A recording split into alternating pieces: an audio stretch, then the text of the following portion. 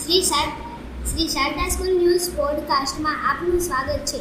હું સોલંકી આરસી શારદા સ્કૂલની વિદ્યાર્થીની. આજે વિશ્વ યોગ દિવસે મહત્વના આસન વિશે હું વાત કરીશ. આશા છે તમને ગમશે. હું આજે શંખ મુદ્રા વિશે વાત કરીશ. શંખ એટલે શંખ. આ મુદ્રામાં હાથની રચના શંખ જેવી દેખાય છે, તેથી તેને શંખ મુદ્રા કહેવામાં આવે છે. યોગ અને ધ્યાનની પરંપરામાં આ મુદ્રાનું વિશેષ મહત્વ માનવામાં આવે છે. શંખ મુદ્રા કરવાની રીત: આરામદાયક સ્થિતિમાં સુખાસન, પદ્માસન અથવા વજ્રાસનમાં બેસો. ડાબા હાથના અંગૂઠાને જમણા હાથની 4 આંગળીઓથી ઘેરી લો.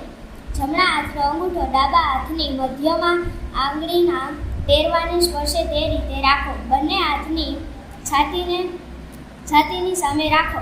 આંખો બંધ કરીને ધીમા અને સામાન્ય શ્વાસ લો. 5 થી 15 મિનિટ સુધી અભ્યાસ કરી શકાય છે. શંખ મુદ્રાના ફાયદા: ગળા અને વાણી સંબંધિત કાર્યો માટે લાભદાયક માનવામાં આવે છે. મંત્રોચ્ચાર, ભજન અને પ્રાર્થના દરમિયાન એકાગ્રતા વધારવામાં મદદરૂપ બને છે. મનને શાંત અને સ્થિર બનાવે છે.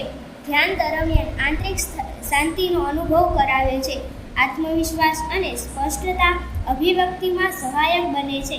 યોગ પરંપરા મુજબ વિશુદ્ધિ ચક્રના સંતુલન માટે ઉપયોગી માનવામાં આવે છે. સાવધાનીઓ: 1.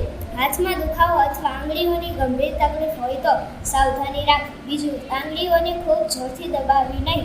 3. આરામદાયક સ્થિતિમાં બેસીને જ અભ્યાસ કરવો. 4. કંઈ ગંભીર રોગ માટે માત્ર મુદ્રા પર આધાર રાખવો નહીં, તબીબી સલાહ પણ લેવી. 5. નિયમિતતા અને ધીરજથી અભ્યાસ કરવો. ઉપસંહાર: શંખ મુદ્રા એક સરળ, પવિત્ર અને ધ્યાન માટે ઉપયોગી મુદ્રા છે. તે મનની શાંતિ, એકાગ્રતા અને વાણીને સ્પષ્ટતા માટે લાભદાયક માનવામાં આવે છે. નિયમિત અભ્યાસથી આંતરિક સ્થિરતાના સકારાત્મક વિકાસમાં મદદ મળી રહે છે.